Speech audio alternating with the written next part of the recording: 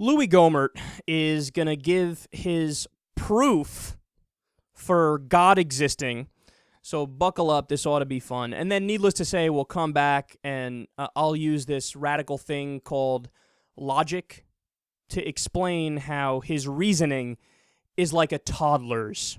There was an old gentleman from East Texas, from Nacogdoches, and Bob Murphy used to say, I feel so sorry for atheists. I do. He said, think about it.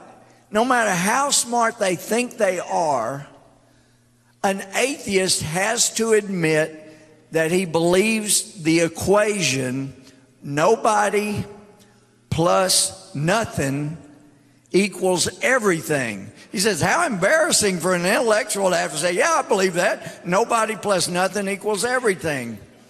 Well, you couldn't get everything unless there was something that was the creator of everything. And that's the Lord we know. That's been proven. They were working on that over at Columbia. There was a Harvard study recently that said exactly what Louie Gohmert said is right. Nothing plus nothing doesn't equal something. Stupid atheists. I love how he's basically saying, you're dumb if you don't believe in God. Louie Gohmert accusing somebody else of being dumb. It's embarrassing, isn't it? Louie Gohmert accusing somebody else, saying, they should be embarrassed how they think. This is the guy who said President Obama is bringing back the Ottoman Empire. He's gonna say, don't stop, you're embarrassing. Stop embarrassing yourself. All right, look, here's why his point is silly. I shouldn't even have to explain this, but he believes that nothing plus nothing equals something. Why? Where did God come from? Where did God come from? See, this is the thing they never have an answer for. I can't tell you how many times I've heard religious people bring up the fallacy of passing the buck, and they think they're nailing it, They say, well, obviously, if something exists and it's complex and intricate like we are, it needs to be created. Duh! Stupid atheists. Well, wait a second. Obviously, we're complex and intricate, yada, yada, right? But whoever created us would have to be, by definition, much more complicated and intricate and this and that, because they created us, right? So where did God come from? Was it a super God that created a God that created us? And then a super God that created a super God that created a super God that created us? It goes on forever. The fallacy of passing the buck. You think you're answering a question, but you're posing a harder one. So here's who the really smart people are, Louie.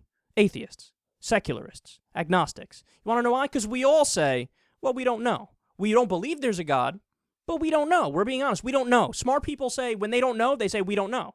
See, he doesn't know, but he pretends he knows. That's stupid. Well, if nobody knows what happens when you die, but I'm going to say I do. You go to heaven and you talk to God, and then you sit there and eat some dinner with Elvis and Marilyn Monroe. She's a cutie. I like her. You're the silly one. And then final thing I'll throw out there is, look, not only is he dumb because of all the other reasons I just laid out right there, but also he takes it a step further. He's not a deist. Deists are more intellectual than theists. I still think they're wrong, but a deist says, look, I think there's a God, but I don't think it's a God of any particular religion. Those are silly little cults where people pretend to know more than they do, right? But he is a theist. He believes in Jesus. He believes in the Bible, right? So not only is he saying, well, I know God is real and everybody else is stupid, but his God is real. So a guy died, came back to life, 3 people are really one person, and there was a guy who lived to age 900 and got every animal on a boat and made them have sex, and there was a 7-headed dragon and a talking snake and this and that, and the world is 6,000 years old and the world is flat, and you're the one that's an idiot. You're making up all this stuff. You're believing shit that we know is factually incorrect. Why? Because you're trying to fit your agenda and your already held beliefs. Okay? That's called being prejudiced. You're prejudging. You're saying, no, I know this is right, and I'll try to make the evidence fit what I believe anyway. You're the silly one, Louie. You're the silly one. Atheists, agnostics, secularists, we're all the same, and we're the only honest ones. We say, look, we like to say we know stuff when we know stuff. We don't know. That's a question we don't know. Okay?